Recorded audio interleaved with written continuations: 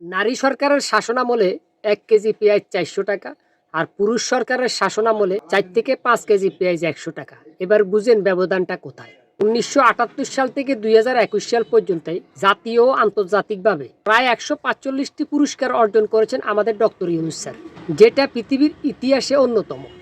২০০৪ সালে গত ২৫ বছরে ২৫ জন প্রভাবশালী ব্যবসায়ীদের মধ্যে একজনকে নির্বাচিত করা হয়েছে, তিনি হলেন ডক্টর ইউনূস স্যার।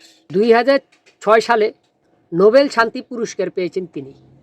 ২০২১ সালে অলিম্পিক গেমের নরেল পুরস্কার পাইছেন। ওই রকম একটা গোল্ডেন বয় আমরা পাইছি বাংলাদেশ সরকার হিসেবে। তারপরে অনেকের রেসপেক্ট করে না, অনেকের জলে সহ্য হয় না। যারা আগের মতো খাইতে পারে না, চাঁদাবাজি করে, বাটপারি করে, টেন্ডারবাজি করে, সিন্ডিকেট করে, তাদের সহ্য হয় না। কিন্তু আমরা যারা মধ্যবিত্ত আছি, নিম্ন আয়ের মানুষ আছি, দলবল নির্বিশেষে আমরা তাকে ৫ থেকে ১০ বছর দেখতে চাই। শুধু এইটা না, অনেকেই চায় আজীবন থাকুক। এখন অনেকে বলবেন উনি আমাদের জন্য কি করেছেন। হ্যাঁ, উনি কি করেছেন সেটা বলতেছি। চীনে গেছে, চীনের সাথে চুক্তি করছে ৫০ বছরের পূর্তি উপলক্ষে, তো আরও ৫০ বছরের সম্পর্ক ভিত্তি স্থাপন করছে, কারণ চীনকে দিয়ে আমাদের লাভ আছে। এখন চীনে বাংলাদেশে কি করবে? হাসপাতাল নির্মাণ করে দেবে, আন্তর্জাতিক মানের বিশ্বের সাহিত্য হাসপাতাল নির্মাণ করে দেবে। দরিদ্র জনগোষ্ঠীর জন্য কাজ করবে ডক্টর ইউনূস স্যার। বাংলাদেশ থেকে যে অর্থ পাচার হয়েছে সেই অর্থ এখন ফিরে আনতেছে। আদানি বিদ্যুৎ বন্ধ করে দিছে, কিন্তু উনি আবার বিদ্যুৎ চালু করে দিছে, মানে এখন আদানি পুরো দমে বিদ্যুৎ দিতেছে। আদানির টাকা পাওনা আছে হাসিনার কাছে, সেই টাকা পরিশোধ করতেছে ডক্টর ইউনূস।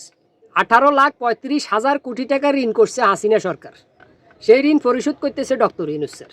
ডক্টর ইউনূস শুধু বাংলাদেশের গোল্ডেন বয় না, বিশ্বের অনেক রাষ্ট্রে তার কোটি কোটি ভক্ত আছে, কারণ এই লোকটা মানুষের কল্যাণেই কাজ করে। এমনি এমনি তো আর ১৪৫টা পুরস্কার পায় নাই, ভালো কাজেই পাইছে। পুরস্কার কি সাদাবাজে পায়, চোরটা পায়, পুরস্কার ভালো লোকে পায়। কিন্তু আমরা বাঙালি তারে মূল্যায়ন করি না, খালি গালি মারি। এই জন্যই তো আমরা কাঙ্গালি থাকি যাই। এখন অনেকে বলবেন ৪ কেজি পেঁয়াজ ১০০ টাকা, ৫ কেজি আলু ১০০ টাকা। হ্যাঁ, এটা এখন সিজন না রে ভাই, সিজনও পায় নাই। অনেকে বলবে যে তেলের দাম, এটার দাম, ওই আপনার চাউলের দাম, ওইগুলোর দাম তো বেশি। হ্যাঁ, ১৫ বছরে যেটার দাম বেশি ছিল সেটা তো আর আপনার এই ১৫ মাসে কমানো সম্ভব না, সময় লাগবে। সিন্ডিকেট ভাঙতে হলে তার একদিনে সম্ভব না। আস্তে আস্তে পর্যায়ক্রমে সব কিছু স্বাভাবিক হবে, আমরা ভালো কিছুই দেখব।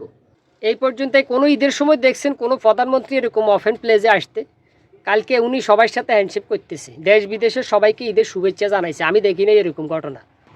এখন উনার সাথে হ্যান্ডশেক করার পাবলিক কয়, স্যার আমরা আপনারা ৫ বছর দেখতে চাই, স্যার আমরা আপনার ১০ বছর দেখতে চাই। আসলে সবার কাছে ভালো লাগছে, এই জন্যই।